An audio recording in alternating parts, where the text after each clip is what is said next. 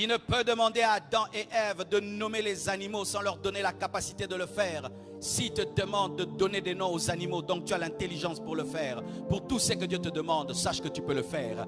Tu peux le faire. Et la force est en Dieu et Dieu est en toi. Je peux tout par celui qui me fortifie. Je peux tout par celui qui me fortifie. Je déclare que je peux tout par celui qui me fortifie. Je dis encore que je peux tout par celui qui me fortifie. Je peux faire tout ce que Dieu me demande de faire par celui qui me fortifie. Il a demandé à Moïse de monter au sommet de la montagne pendant 40 jours sans boire ni manger. Et Moïse a pu le faire. Pourquoi? La force l'y attendait. 2 fois, il a fait. La force l'y attendait. Il a attiré Jésus-Christ dans le désert pendant 40 jours et il a eu la force de le faire. Pourquoi? Dieu ne peut jamais te demander de faire une chose si tu ne peux le faire. Il ne demandera jamais aux hommes de faire ce que les anges font.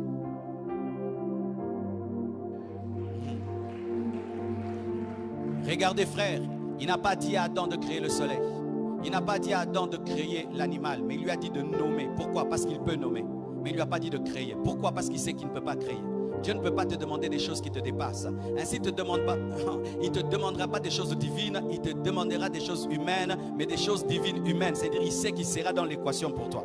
Frère, sœur, tu peux faire ce que Dieu te dit de faire. Je dis, tu peux faire, tu peux faire.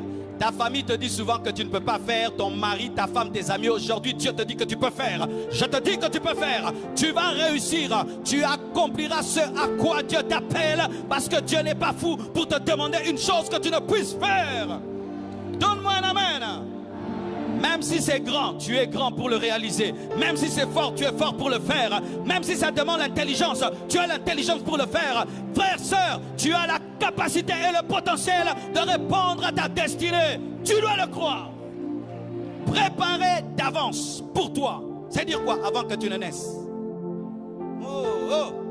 C'est-à-dire que lorsque tu étais dans le ventre de ta mère, tu avais déjà préparé les bonnes œuvres. Et certains nous rencontrons nos bonnes œuvres de la destinée à l'âge de 30 ans. Tu t'imagines, Dieu a pris 30 ans pour te préparer une chose et puis tu dis que tu vas échouer. Comment tu peux échouer alors que tu étais préparé pendant 30 ans?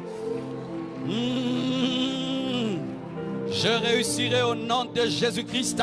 Je réussirai au nom de Jésus-Christ. Je ferai ce que Dieu m'a dit. Je relèverai mon défi. J'accomplirai ma mission. Jusqu'au bout, j'arriverai. Et je ne vais pas tomber. Je ne tomberai pas. Jusque dans ma vieillesse, je prêcherai la sainteté et la pureté. Dieu ne peut pas m'appeler au scandale. Dieu ne peut pas m'appeler au scandale. Dieu ne peut pas m'appeler au scandale.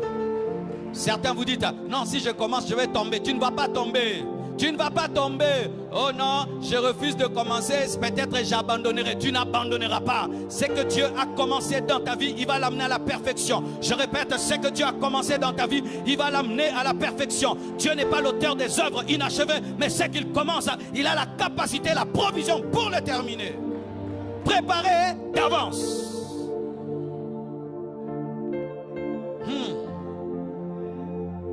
Nous ne prions pas et nous ne servons pas un Dieu qui improvise. Dieu n'improvise jamais. Et le mot hasard n'existe pas dans son dictionnaire. Dieu n'improvise pas. Jamais tu marcheras avec Dieu et puis tu arrives à un endroit, Dieu est perdu. Et puis commence à te poser la question, mon fils en fait quoi?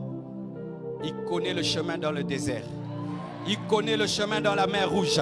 Il connaît le chemin dans le Jourdain. Il connaît le chemin dans le déluge. Il connaît le chemin. Je te dis, il connaît le chemin. Même si toi tu ne comprends pas, Dieu comprend. Aie confiance. Aie confiance. C'est pourquoi lorsque Gédéon pensait qu'il était petit, Dieu lui avait déjà donné la capacité d'être un vaillant guerrier. C'est pourquoi il ne parlait pas selon que Gédéon parlait, mais il parlait à l'entraînement spirituel qu'il avait déjà donné à Gédéon, alors que Gédéon ne savait pas. Il avait déjà entraîné. Dieu t'a entraîné à ta destinée, mais toi tu ne le sais pas. Je te dis, Dieu est déjà entraîné. Je dis, Dieu t'a déjà entraîné pour affronter ta vie, affronter ta destinée. Les souffrances par lesquelles tu es passé, c'était ton entraînement. Les épreuves par lesquelles tu es passé étaient ton entraînement. Tous les coups durs que tu as connus dans ta vie, c'était ton entraînement. Tu as été préparé. Tu as été préparé. Préparé d'avance. Programmé. Tu es programmé pour le succès. Eh oui, vous êtes programmé pour le succès. Regardez ce que les hommes de ce monde font. avant de nommer une voiture 4x4, qu'est-ce qu'ils font? Ils vont dans le labo, ils travaillent la voiture, ils mettent les pneus 4x4, ils mettent les amortisseurs 4x4, tout 4x4. Eux-mêmes testent sur les montagnes, dans l'eau, dans la boue. Quand ils finissent, ils mettent 4x4. Ils ont travaillé dans les secrets et quand ils manifestent, vous venez en retard. Toi aussi, Dieu, dans le secret, t'as travaillé. Et quand il t'exécute, le diable vient en retard, les sorciers viennent en retard, les jaloux viennent en retard. Pourquoi? Parce que c'est une chose que Dieu a préparée depuis longtemps. Toi, tu vis que la manifestation. Tu es la manifestation du plan de Dieu. Tu es la manifestation du plan de Dieu. Tu es la manifestation du plan de Dieu. Pas le plan de tes parents, ni le plan des hommes. Préparé d'avance.